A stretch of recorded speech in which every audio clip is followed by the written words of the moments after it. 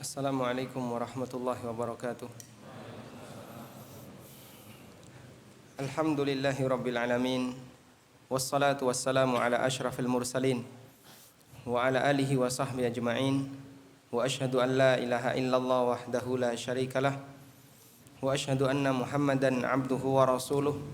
Salawatu rabbi wa salamu alaihi wa ala alihi wa sahbihi wa man tabi'ahum bi ihsanin ila yaumiddin. Kita ucapkan mutirna bifadlillahi wa birahmatihi.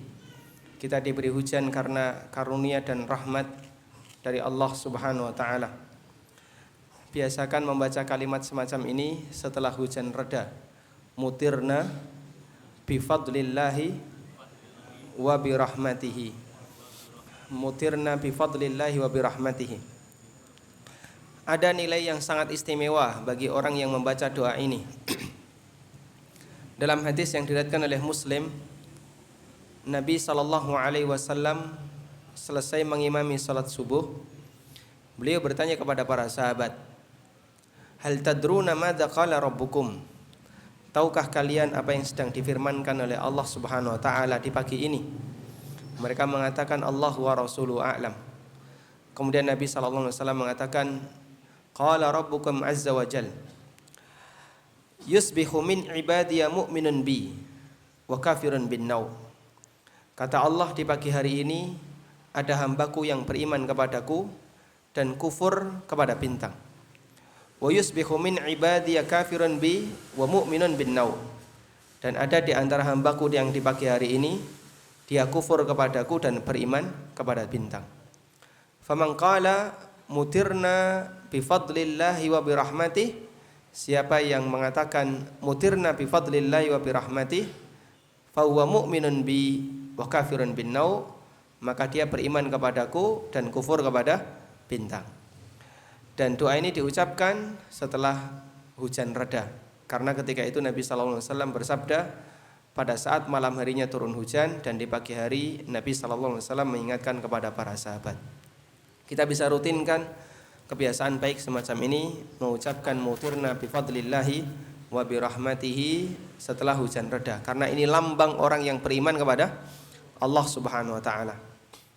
Kita akan kembali melanjutkan pembacaan hadis di kitab Umdatul Ahkam, masih seputar Kitabul Haid, bab tentang haid. Pada pertemuan sebelumnya kita telah menceritakan batasan-batasan kapan seorang wanita yang mengeluarkan darah disebut haid, kapan disebut nifas, dan kapan tidak disebut haid dan nifas. Untuk berikutnya kita akan membahas seputar masalah istihadah. Kemarin telah kita singgung sejenak. Istihadah pengertiannya adalah darah yang keluar di luar masa haid dan nifas. Dan darah itu oleh Nabi SAW disebut dengan irkun, yaitu darah yang bukan darah kebiasaan namun darah penyakit. Dalam riwayat yang lain Nabi SAW menyebutnya dengan rukdotun minasyaitan, tendangan dari setan, untuk mengganggu kita agar kita atau seorang wanita itu kebingungan dalam menentukan kapan haid dan kapan tidak. Kemudian kita akan membaca hadis berikutnya dari Aisyah radhiyallahu anha. An Aisyah radhiyallahu anha qalat, kana Rasulullah sallallahu alaihi wasallam yattaki'u fi hijri wa ana haidun fayaqra'ul Qur'an. Kata Aisyah, Rasulullah sallallahu alaihi wasallam pernah berada di pangkuanku. Berada di pangkuan Aisyah. Maksudnya adalah kepala Nabi sallallahu alaihi wasallam berada di pangkuan Aisyah, wa ana haidun. Ketika itu saya sedang haid. Fayaqra'ul Qur'an, kemudian Nabi sallallahu alaihi wasallam membaca Al-Qur'an. Ini salah satu di antara cerita pengalaman Aisyah bersama suaminya tercinta Nabi Muhammad sallallahu alaihi wasallam. Dan Aisyah bercerita semacam ini karena ini mengandung ilmu. Ada manfaat besar, pelajaran besar yang muncul di balik itu. Karena itulah Aisyah menceritakannya kepada para muridnya. Dan Aisyah tidak malu, meskipun kelihatannya ini terkesan menunjukkan kemesraan beliau dengan Nabi SAW. Karena itu kalau ada orang yang bertanya, apakah kita juga dianjurkan untuk bercerita tentang kemesraan keluarga kita, kemesraan kita bersama istri kita, atau seorang istri bercerita tentang kemesraannya bersama suami, sebagaimana yang dilakukan oleh Aisyah? Jawabannya nggak perlu, karena nggak ada kandungan hukum dalam cerita kita. Berbeda dengan ceritanya Aisyah. Kalau ceritanya Aisyah mengandung kandungan hukum. Misalnya kemarin Aisyah bercerita, saya mandi bersama Nabi sallallahu alaihi wasallam, kilana junubun, dalam kondisi kami berdua sedang junub. Berarti kami berdua baru saja melakukan hubungan badan, kemudian mandi bareng. Boleh enggak kemudian semacam ini ditiru? Ada ibu-ibu terus pasang status di FB lagi mandi bareng. Ya enggak perlu kan gitu ya. Kalau Aisyah cerita semacam ini karena mengandung hukum. Kalau kita cerita semacam ini mengandung hukum enggak, Pak? Hah? Malah dihukum nanti ya. Iki wong loro, bukan. Masa sampai pasang status semacam ini kan. Sehingga hadirin yang dimuliakan Allah Subhanahu wa taala, terkait masalah menjaga muru'ah, menjaga kehormatan, bisa jadi berbeda antara satu orang dengan orang yang lain. Aisyah radhiyallahu anha bercerita semacam ini kepada para muridnya, dan ini tidak menjatuhkan muru'ah Aisyah, tidak menjatuhkan kehormatan Aisyah radhiyallahu anha sebagai istri Rasulullah sallallahu alaihi wasallam, karena di sana mengandung kandungan hukum. Apa pelajaran yang bisa diambil oleh kaum muslimin setelahnya? Dalam hadis ini terdapat dalil bolehnya membaca Al-Quran di pangkuan istri yang haid. Karena wanita haid itu badannya suci ya. Dan fikihnya kaum muslimin, orang yang dalam kondisi hadas besar, badannya, fisiknya suci. Berbeda dengan fikihnya Yahudi, yang mereka menganggap bahasanya orang dalam kondisi hadas besar, badannya adalah najis. Kemudian hadis ini juga dalil bahasanya orang boleh membaca Al-Quran, melantunkan firman Allah di tempat yang dekat dengan keluarnya najis. Darah haid statusnya najis. Nabi SAW kepalanya di pangkuan Aisyah, dan beliau membaca Quran. Sehingga beliau membaca Quran di tempat yang dekat dengan keluarnya najis. Ini menunjukkan bolehnya melakukan tindakan semacam ini. Maka kalau misalnya kita ngaji, baca Quran persis di atas sepiteng ya, boleh atau tidak? Boleh. Kenapa boleh? Karena boleh membaca Al-Quran di tempat yang dekat dengan tempat najis, sebagaimana dilakukan oleh Nabi SAW. Kemudian hadis ini dijadikan dalil oleh sebagian ulama tentang larangan bagi wanita untuk membaca Al-Quran. Karena ketika itu Aisyah berada di samping Nabi SAW, dan Nabi SAW membaca Al-Quran, sementara Aisyah tidak ikut membaca Al-Quran. Meskipun kesimpulan ini tidak zahir. Karena itu tentang masalah apakah wanita boleh membaca hadis atau tidak, ulama berbeda pendapat. Selanjutnya hadirin yang dimuliakan Allah Subhanahu wa taala, dimatikan. Kita akan beralih kepada permasalahan apa saja yang boleh dan yang tidak boleh bagi wanita haid. Kemarin telah kita simpulkan satu kesimpulan bahwasanya wanita haid masih boleh beribadah, tidak dilarang 100% untuk beribadah. Karena itu boleh saja bagi wanita haid melakukan amal ibadah, karena mereka bagian dari hamba Allah Subhanahu wa taala. Hanya saja ada beberapa ibadah yang dilarang untuk dilakukan. Yang pertama, mereka tidak boleh sholat. Nanti kita akan baca hadisnya. Yang kedua, mereka tidak boleh puasa. Yang ketiga, mereka tidak boleh tawaf di Ka'bah. Yang keempat, mereka tidak diperbolehkan untuk memegang Al-Quran menurut pendapat jamaahir ulama, menurut pendapat mayoritas ulama. Dan yang kelima, mereka dilarang untuk membaca Al-Quran. Dan ini juga pendapat mayoritas ulama, namun ada beberapa pendapat yang tidak sepakat dengan itu. Tapi mereka boleh zikir. Sekarang apa saja yang diperbolehkan? Mereka boleh zikir. Wanita haid boleh membaca zikir apapun ketika mereka sedang haid, selain zikir yang isinya bacaan Al-Quran. Makanya ketika wanita haid mau tidur, boleh nggak baca ayat kursi? Boleh tidak baca ayat kursi? Nggak boleh. Kenapa? Isinya Al-Quran. Mereka juga tidak boleh membaca 2 ayat terakhir surat Al-Baqarah, karena itu Al-Quran. Mereka nggak boleh membaca Al-Ikhlas, Al-Falaq, An-Nas, karena itu Al-Quran. Tapi boleh membaca zikir-zikir sebelum tidur selain Al-Quran. Misalnya membaca Bismika Allahumma ahya wa amut, atau membaca Bismika Rabbi wada'tu jambi wa bika arfa'u fa in amsakta nafsi farhamha, dan seterusnya, atau membaca doa-doa yang lainnya. Intinya selama itu bacaannya selain Al-Quran diperbolehkan, karena zikir mutlak boleh dibaca oleh wanita yang sedang haid. Makanya ada kesempatan besar bagi wanita haid di malam Ramadan, di malam Lailatul Qadar, untuk juga tetap mendapatkan Lailatul Qadar meskipun dia dalam kondisi haid. Terus gimana caranya? Dia bisa bangun malam dan banyak berzikir, membaca istighfar, membaca tasbih, membaca tahlil, membaca takbir, semampu yang dia lakukan. Karena zikir-zikir semacam ini tidak dilarang ketika wanita mengalami hadas besar atau ketika mengalami haid.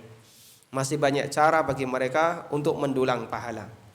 Dan satu yang lebih penting, bahasanya ridha kepada semua keputusan Allah itu adalah ibadah hati yang paling, termasuk salah satu ibadah hati yang paling tinggi. Dan termasuk diantaranya adalah ridha kepada keputusan Allah, diberi oleh Allah waktu haid, dan dia tidak gerundel, tidak marah, apalagi sampai menggugat keputusan Allah Subhanahu wa taala dalam hal ini. Makanya pada waktu Aisyah radhiyallahu anha haji bersama Nabi sallallahu alaihi wasallam, dan kesempatan untuk haji bersama Nabi hanya itu, ya. Tidak akan mungkin ada kesempatan haji yang lain. Karena itu haji yang dilakukan bersama Nabi sallallahu alaihi wasallam, dan itu waktu terakhir bersama beliau. Ketika Aisyah haji, beliau mengalami haid. Dan ketika haid, nangis Aisyah. Gimana enggak nangis? Yang lain bisa melakukan ibadah secara normal, sementara beliau hanya bisa diam saja di atas atau diam saja di dalam kemah, enggak bisa melakukan ibadah sebagaimana yang lainnya. Rasulullah sallallahu alaihi wasallam ketika menemui Aisyah, beliau memberikan hiburan. Apa hiburan yang diberikan Nabi sallallahu alaihi wasallam? Kata Nabi sallallahu alaihi wasallam, "Innaha syai'un katabahallahu ala banati Adam." Wahai Aisyah, enggak usah sedih. Namanya haid itu sesuatu yang telah diputuskan oleh Allah untuk putri Adam, yaitu para wanita.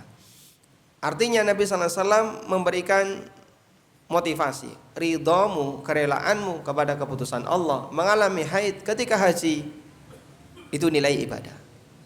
Makanya termasuk juga ketika wanita mengalami haid pada saat Ramadan, pada saat 10 hari terakhir Ramadan, dia tidak sedih, ridha kepada keputusan Allah, itu termasuk bagian dari ibadah hati, dan itu ada nilai pahalanya.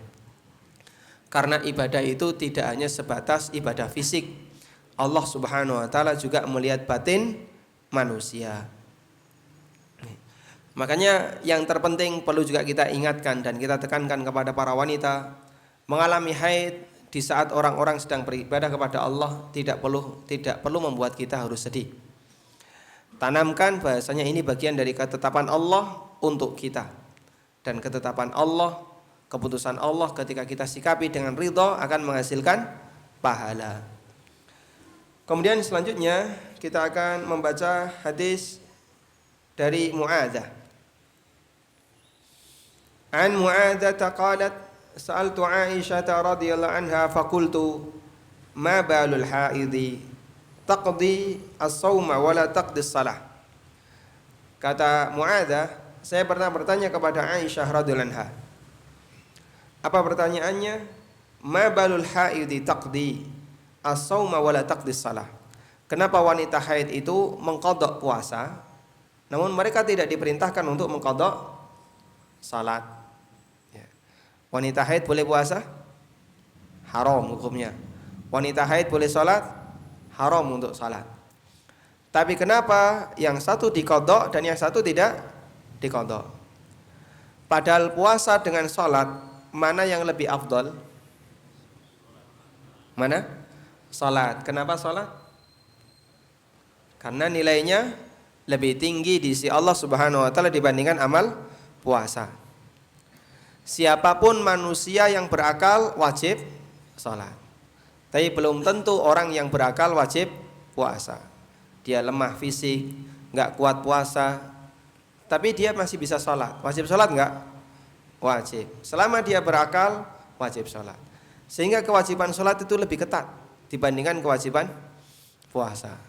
Nah, orang ini bertanya, terus kenapa kok Allah perintahkan kita para wanita yang haid untuk mengqadha salat dan tidak mengqadha, atau untuk mengqadha puasa dan tidak mengqadha salat? Faqalat, setelah mendapatkan pertanyaan semacam ini, Aisyah langsung bertanya, "Aharuriyatun anti?" Apakah kamu ini wanita haruriyah? Wanita haruriyah itu sebutan lain harura atau haruri, itu sebutan lain untuk orang khawarij. Apakah kamu ini wanita khawarij? Khawarij disebut haruri karena mereka tinggal kumpul ya, bersatu di sebuah daerah yang namanya Harura. Ya. Akhirnya karena ini menjadi base campnya Khawarij, maka setiap Khawarij disebut dengan Haruri. Disebut dengan Haruri. Orang yang tinggal di Harura. Wanitanya namanya Haruriyah. Ketika orang ini bertanya kepada Aisyah, kenapa wanita haid itu mengqadha puasa dan tidak mengqadha salat? Aisyah langsung bertanya, kamu ini Khawarij atau bagaimana? Jawab Mu'adha, lastu biharuriyah. Saya bukan wanita Khawarij. Walakinni as'al. Namun saya bertanya karena ingin tahu. Yang ini menunjukkan salah satu di antara fikihnya Khawarij, mereka itu mengqadha salat karena haid. Jadi wanita Khawarij ketika mengalami haid tidak puasa, tidak salat, dan mereka mengqadha puasa dan salat. Yang fikih ini tidak pernah diajarkan dalam Islam. Kenapa kok seperti itu? Karena Khawarij itu dikenal sebagai orang yang kencang dalam melakukan ibadah. Sampai Nabi SAW pernah menyebutkan tentang ciri Khawarij. Sayakunu min ummati qaumun yaqra'unal Qur'an la yujawizu hanajirahum. Akan ada sekelompok kaum di kalangan umatku yang mereka rajin membaca Quran namun tidak bisa melampaui tenggorokannya. Jadi Quran cuma di lisan tapi tidak menembus sampai ke dalam hatinya. Hanya muncul di lisan saja tapi tidak masuk ke dalam hatinya. Kata Nabi sallallahu alaihi wasallam, la yujawizu hanajirahum. Tidak melampaui tenggorokan mereka. Ya. Dan mereka rajin ibadah. Kata Nabi sallallahu alaihi wasallam, kalau kalian bandingkan ma min qiraatikum bi qiraatihim min syai'. Bacaan Al-Qur'an kalian dibandingkan mereka itu enggak ada apa-apanya. Saking rajinnya mereka dalam membaca Al-Qur'an. Dan salat kalian dibandingkan salat mereka tidak ada apa-apanya. Saking rajinnya mereka melakukan ibadah. Yamruquna minad din kama yamruqus sahmu minar ramiyah. Mereka itu melesat nembus agama sebagaimana anak panah itu nembus sasarannya. Jadi saking kuatnya dipanahkan sampai mengenai sasaran tembus. Ya. Nabi SAW menggambarkan semacam ini karena Khawarij itu terlalu kencang dalam berpegang dengan agama. Saking kencangnya sampai banyak kaum muslimin dikafirkan. Si A kafir, si B kafir, si C kafir. Gara-gara satu prinsip, wa man lam yahkum bima anzalallah faulaika humul kafirun. Siapa yang tidak berhukum dengan hukum yang Allah turunkan maka jadi kafir. Dan ini prinsip yang berbahaya. Dan Nabi SAW sejak beliau hidup beliau sudah mengingatkan akan munculnya golongan semacam ini. Islam atau kaum muslimin dirugikan dengan keberadaan mereka. Karena gara-gara keberadaan Khawarij, banyak kaum muslimin yang jadi korban. Kata Nabi sallallahu alaihi wasallam, yaqtuluna ahlal Islam wa yad'una ahlal awthan. Mereka membunuh kaum muslimin tapi orang kafir dibiarkan. Dan Islam sama sekali tidak mendapatkan keuntungan dengan kehadiran orang ini. Meskipun mereka benderanya Islam. Ya. Contoh nyatanya siapa, Pak? Kalau di masa silam mereka adalah orang yang memberontak Ali bin Abi Thalib, Haruri. Karena alasan Ali tidak berhukum dengan hukum Allah. Kalau di masa sekarang contoh nyatanya seperti ISIS. ISIS itu Khawarij abad ini. Dan persis cirinya seperti yang digambarkan oleh Nabi sallallahu alaihi wasallam.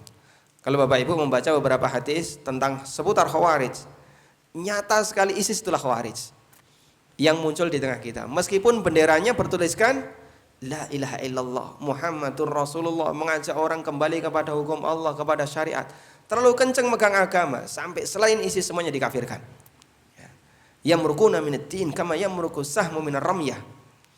Mereka melesat dari agama sebagaimana anak panah saking kencengnya tembus ya dari hewan sasarannya.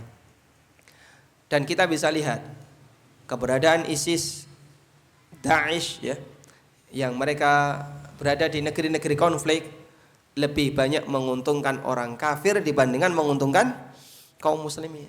Korbannya ISIS kan kaum muslimin. Sementara Syiah dibiarkan, orang Yahudi dibiarkan, orang kafir dibiarkan, nggak pernah diganggu. Pernah nggak ISIS nyerang Israel? Nggak pernah ada buktinya. ISIS juga nggak pernah nyerang Iran, tapi yang diserang negara Saudi. Yang diserang kaum muslimin yang ada di Suriah. Yang diserang Turki, negara-negara muslim Ahlussunnah. Mereka sangat merugikan kaum muslimin. Dan itu muncul karena mereka punya akidah yang menyimpang. Mereka menganggap kaum muslimin selain kelompoknya adalah kafir. Bukan cuma sesat, Pak ya, dikafirkan. Nah, mereka punya fikih, siapapun wanita yang mengalami haid, maka nanti kalau meninggalkan sholat wajib mengqadha sholatnya. Ini fikih yang sangat aneh.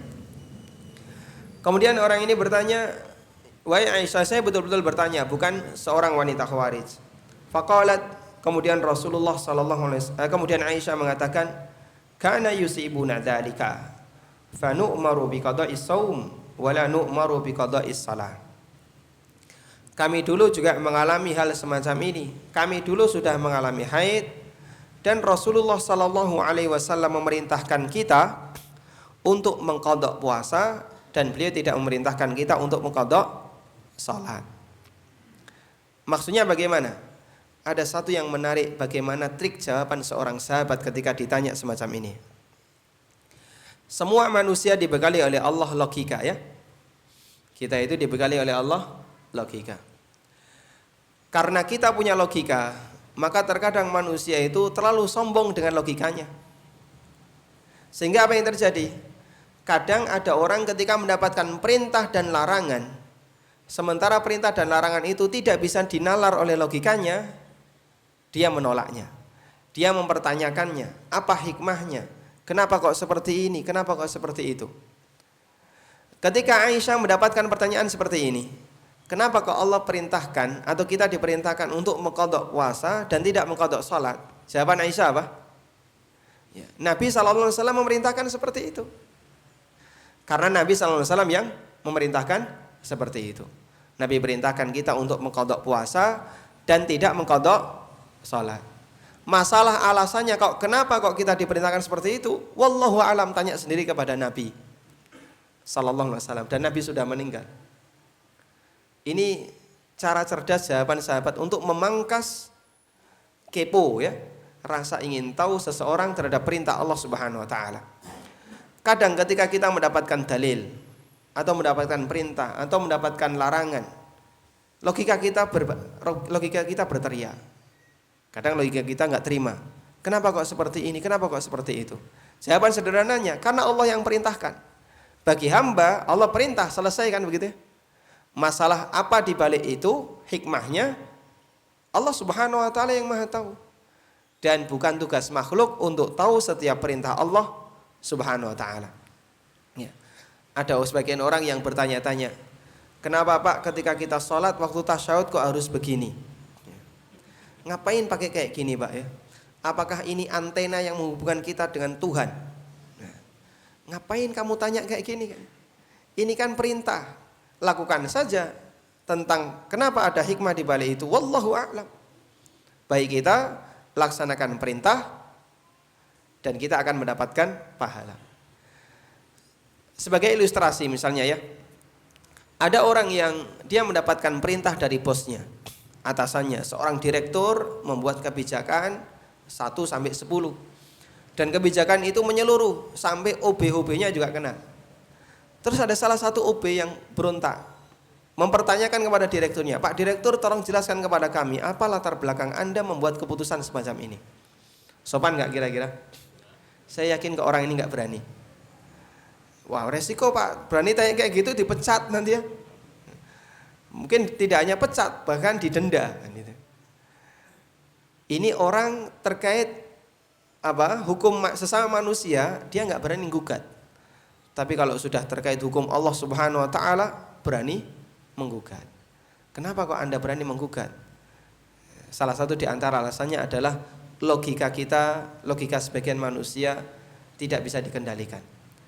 Salah satu contoh yang banyak terjadi di kalangan kaum muslimin, ketika kita sampaikan seputar hadis, orang itu kalau ada wadah dijilati anjing maka wajib dicuci 7 kali. Salah satunya pakai tanah. Terus logikanya main. Ngapain harus pakai tanah? Kan malah kotor. Kemudian ngapain harus 7 kali? Bisa nggak saya cuci sekali pakai sabun, dirinso, campur soklin, ya, campuri Baiklin, tambah apa lagi? Disiram alkohol. Setelah itu digosok, dibilas resik Pak. Berarti kan lebih bersih dibandingkan tanah. Ya. Maka jawabannya karena Nabi SAW perintahkan seperti itu. Bagi kita sami'na wa ata'na. Masalah hikmah di balik itu wallahu a'lam. Kalaupun misalnya hikmah itu kita perhitungkan, kita nalar juga kadang nggak nyambung. Karena tidak semua perintah harus nyambung dengan logika manusia. Ada banyak perintah yang itu ketika di logika manusia tidak nyambung. Dan bagi kita itulah ujian yang Allah berikan bagi hambanya. Sejauh mana dia menanamkan prinsip kami dengar dan kami taat. Kalau orang mau puasa hanya karena alasan biar sehat, dapat pahala enggak? Bisa jadi tidak. Tapi kalau orang puasa, kenapa Anda puasa? Karena ini perintah Allah. Loh kok kamu ngapain melakukan perintah Allah? Ya karena saya hamba Allah. Allah perintah A, I, U, ya tinggal saya laksanakan saja. Ketika saya laksanakan, saya bisa berharap mendapatkan pahala dari Allah. Tapi kalau ada orang yang puasa, tolong jelaskan kepada saya manfaat puasa. Ini manfaat puasa secara medis. Nanti manfaatnya seperti ini, seperti ini. Baik, kalau kayak gitu saya terima amalan puasa. Saya tak puasa, nggak dapat pahala dia. Ya. Karena dia puasa atas kepentingan apa? Kesehatan. Bukan karena menjalankan perintah Allah. Makanya Nabi SAW mengatakan, man shoma ramadhana imanan wahtisaban ghufira lahu ma taqaddama min dzambi. Siapa yang puasa Ramadan karena iman dan karena motivasi mendapatkan pahala. Apa makna puasa karena iman? Karena dia meyakini ini perintah. Masalah apakah ada pengaruh baiknya terhadap kesehatan atau tidak, enggak urusan. Karena ini perintah Allah Subhanahu wa taala, selesai. Atau ketika orang tawaf, kenapa tawaf itu harus 7 kali dan muternya begini? Kenapa nggak dibalik? Tawaf itu muter ke kiri apa ke kanan? Ke kiri ya. Orang kan bertanya, kenapa kok harus ke kiri? Nah, terus dia cari-cari, wah nggak ketemu Pak. Ya bagi kita sami'na wa ata'na, selesai. Ya, meskipun ada yang kemudian dia ngasih alasan. Karena perputaran medan magnet itu seperti ini Pak. Nah, teori Maxwell itu ya. Jadi ketika ada listrik yang atau ada medan magnet berputar ke arah kiri, maka nanti akan ada arus listrik yang ke arah atas. Tapi ini kan godak-gatik matuk saja, itu buatan manusia, nggak ada hubungannya dengan syariat. Bagi kita sami'na wa ata'na. Seperti yang dikatakan oleh Aisyah, ditanya alasan dan beliau jawab ini perintah. Mas, agar kita beramal karena iman kepada Allah bukan karena logika. Wallahu taala alam. Selesai untuk bab haid dan besok masuk bab salat. Atas permintaan dari takmir, gimana Mas? Mengenai tadi yang dilarang baca Al-Quran, berarti untuk perempuan itu ketika haid dilarang juga untuk membaca doa yang Rabbana atina fid dunya hasanah. Kalau niatnya untuk berdoa boleh, karena itu doa, meskipun doa itu diambil dari Al-Quran. Ada permintaan dari takmir untuk kajian sholat pakai video, Pak? Atau gimana? Oh baik, baik, nanti kita bisa sesuaikan. Mungkin pertemuan berikutnya bisa sementara tidak pakai buku, tapi kita beralih dengan media yang lain. Insyaallah, wallahu taala alam, wa sallallahu ala nabiyyina Muhammadin wa ala alihi wa sahbihi wasallam, wa akhiru da'wana alhamdulillahirabbil alamin. Subhanakallahumma wa bihamdik, asyhadu an la ilaha illa anta astaghfiruka wa atubu ilaik. Wassalamu alaikum warahmatullahi wabarakatuh.